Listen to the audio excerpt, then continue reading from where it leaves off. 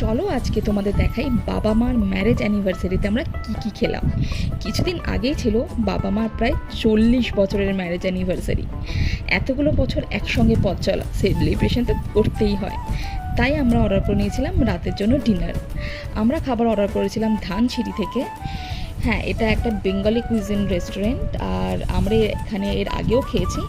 এর খাবারগুলো আমাদের খুব ভালো লাগে, তাই আজকে এই স্পেশাল মুহূর্তের জন্যই খাবারগুলো আমরা ধানসিঁড়ি থেকেই অর্ডার করলাম। মেনুটা ছিল মাটন কষা, এটা দেখতেই এত টেম্পটিং লাগছিল। আর ছিল মাটন ঘি রোস্ট, এটা তো আমি খাবার জন্য একদম ওয়েট করেছিলাম। আর ছিল মোচার পাতুরি, আর ছিল আমার সব থেকে ফেভারিট আনারসের চাটনি আর পাঁপড়। এবার শুরু হলো খাবার পালা। প্রথমেই খেলাম এই মোচা নারকেলের পাতুরি।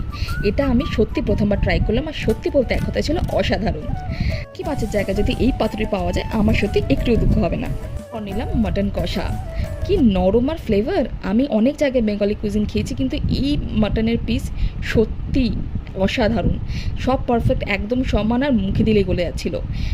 স্বাদ নিয়ে তো কোনো কথাই হবে না। আর মাটন ঘি রোস্ট, এটা ছিল আমার দিনের সেরা। প্রতিটা রাশে ঘিয়ের সুন্দর ফ্লেভার আর নরম মাটন, সত্যি মন ভরে গেছিলো। সবশেষে ছিল আমার অল টাইম ফেভারিট আনারসের চাটনি আর পাঁপড়।